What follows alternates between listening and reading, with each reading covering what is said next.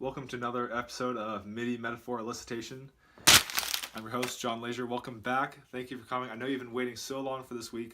You've been digging through interviews, trying to find all these metaphors, but we got them for you. They're ready to go, hot on the teleprompter, and we're ready to show you the bullet points, so let's go. These contextual ideas were broken down into 3 parts.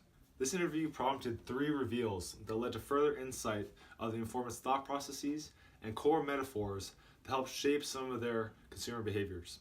The first metaphors that seemed to be closer to the surface dealt with the situation and largely deemed the prompt's response to be contextual. The idea of setting and context largely dictating the requirements or expectation was interesting, as there were many degrees to which this could be dealt and felt from a variety of parties. This came across in statements such as, "It depends on where you are," or "It depends on what you're doing." This indicated that the factors of place and action were present in this prompt. However, this contextual nature spread not only to the physical location or place that was happening, but also came across in how the informant said what you were trying to convey. This idea of a message underlying the action formed the third factor into how the response to this prompt was contextual in nature. Place. The idea of physical place and it dictating how you go about looking your best aligned with the metaphor mentioned, feeling out of place. Now this can come across in different settings, be it geographical, cultural, socioeconomic, or more. And they allude to a level of social capital being required to fit into the people and the area around you. This also was shown in a comparison between being at home and at school and not having to shave over break or on the weekends because you don't want to take the time. However, venture to the classroom on Monday morning, and as the informant said, if I'm just going to class or something, I would not prepare as much because there's not an expectation that you'll be wearing a suit or business casual. But I would still make sure I didn't smell, have beer or mud on my clothes. The expectation is that you'll present yourself in a way that is not detracting from or doesn't take away from the learning environment. While the expectations may vary from place to place, the reaction does not, be it in fitting in, being yourself at home, or reaching expectations at school. The requirements for looking your best are still constituted by the environment around them. Action. The second factor that dealt with the contextual nature was around action. It depends on what you're doing. Meeting with others, if it's a business interview, formal versus informal, or with friends and family, the expectation of what you're going to do is different. In sports and athletics, the same is clear. You need to dress to impress. From this, it was clear that to look your best, you must dress in the context of what you're doing and the action that you're going to undertake. You wouldn't want to be at the start of a race in a suit and in a business interview in a unisuit. A small prefix that makes a difference, and in the moment is crucial to looking your best. Therefore, the action that is undergone by the individual is crucial in determining how they're going to go about looking their best. Message. In a business setting, for an example, if you're interviewing, you'd be trying to sell yourself, and that message would be different than if you're ordering from a restaurant. Brands are often a method of message conveyance. In this collage, however, there is a noticeable lack of brands. This led me to believe that the informant was more focused on ideas than brands. The informant stated, if there is a different message that you're trying to convey, then you'll usually dress differently than if you were to attend the same event or location in regular dress. Similar to the metaphor of fitting in, you are now fitting in with your message. In this way, an unorthodox style choice can catch attention and send a message. Looking your best goes further to sending your best message about who you are and what is intended. This shows that looking your best is a dynamic idea that changes to account for place, action, and message to adjust to fully looking your best. The American businessman archetype. Progressing further into the conversation, themes continue to emerge, some of which at a high enough frequency to warrant further inspection. The themes continually were relevant to business and professionalism, especially in the American workplace, and came together to form an archetype.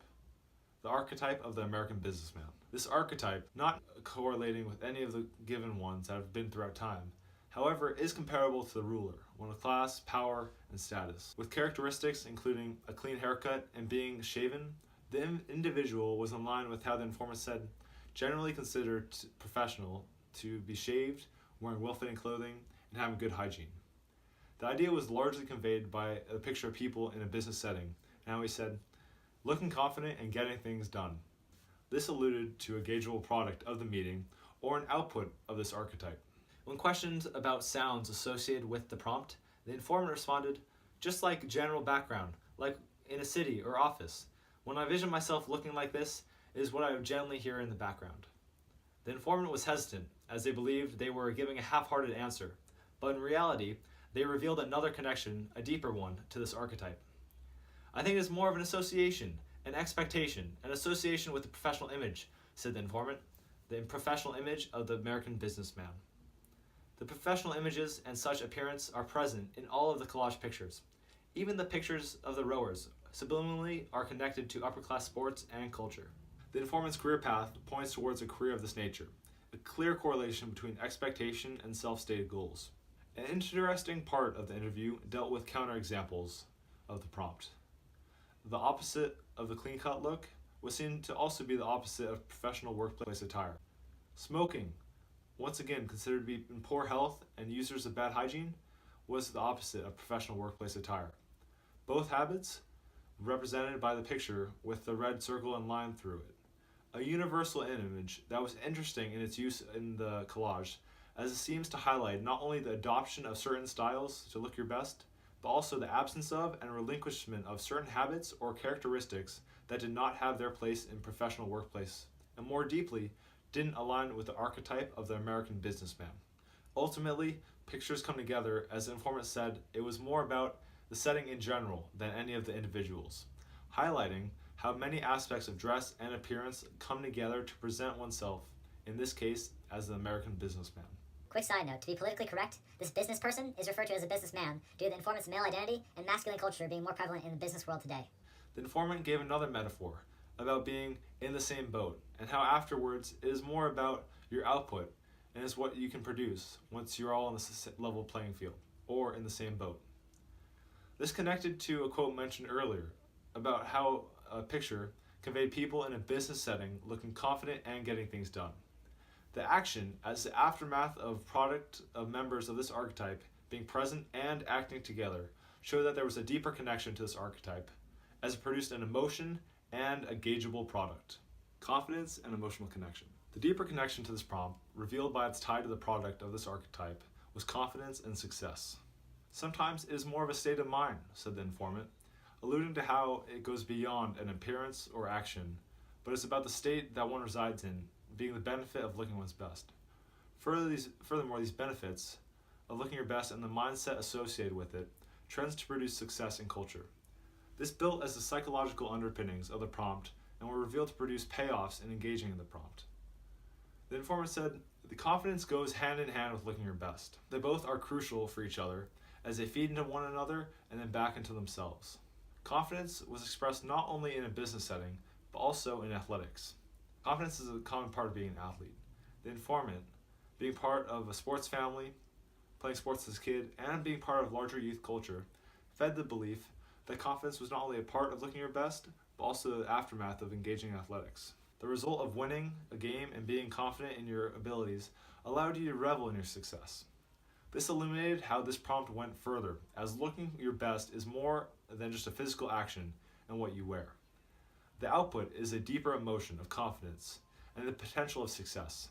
This increased chance of success and confidence are positively correlated ideas and are cultivated by the culmination of many factors and layers of looking your best.